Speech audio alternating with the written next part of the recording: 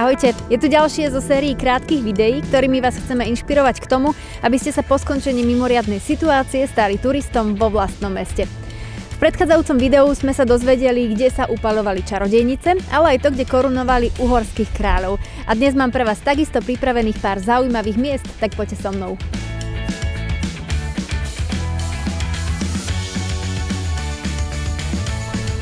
Pána Christiana Andersena dúfam, že poznáte, veď ja som vyrastala na jeho príbehoch.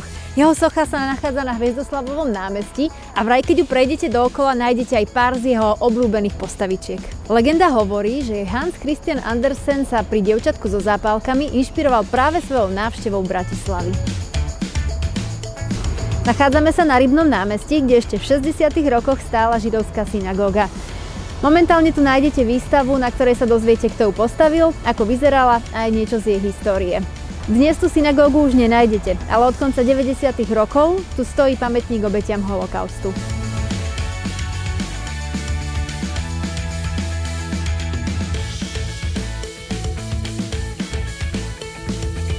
Viete o tom, že v Bratislave sa natáčal film s Georgeom Clooneym? Toto je teraz iba ruína, ale kedysi dávno to bol mestský palác, ktorý patril Esterházyovcom. Ak ste videli film Mierotvorca a nespomínate si na to, že by tam bola Bratislava, tak to vôbec nie je vaša chyba, pretože oni ju totižto prezentovali ako Sarajevo. Vítajte na Hlavnom námestí. Je to miesto, kde sa každoročne konajú aj vianočné trhy, ale trhy tu už boli od 16. storočia a v tomto období malo každé mesto vlastné miery. Ak by ste boli zvedaví, aké boli tie bratislavské, tak ich nájdete zobrazené aj na bráne Starej radnice.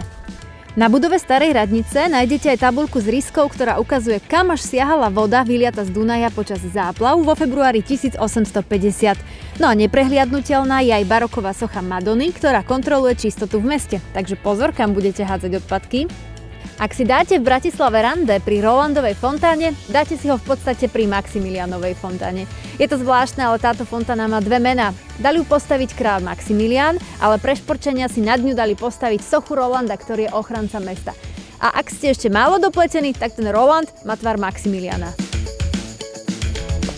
Kto nemá fotku so Šene Nácim, ako by v Bratislave ani nebol. Takto a s úsmevom na tvári tu stál každý deň a zdravil ženy, deťom dokonca rozdával cukríky. Pri Mirbachovom paláci na rohu Zámočníckej ulice sa nachádza takýto nenápadný gombík. Legenda hovorí, že ho stratil čarodejník, ktorý letel ponad Bratislavu, keď išiel na zrast čarodejníkov do Čierneho lesa v Nemecku. Či je to naozaj pravda, tak to neviem, ale určite sa o tom viac dočítate aj v rozprávke o Bratislavskom hrade.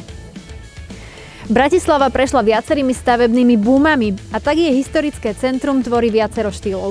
Aj to je jeden z dôvodov, prečo sa nenachádza na zozname UNESCO. Jeden UNESCO skvost ale máme a je tu v univerzitnej knižnici. Je to významná Bašagičova zbierka islamských rukopisov. Verím, že sa vám táto virtuálna prehliadka páčila a že sa už čoskoro bez rúšok uvidíme v uliciach Bratislavy naživo.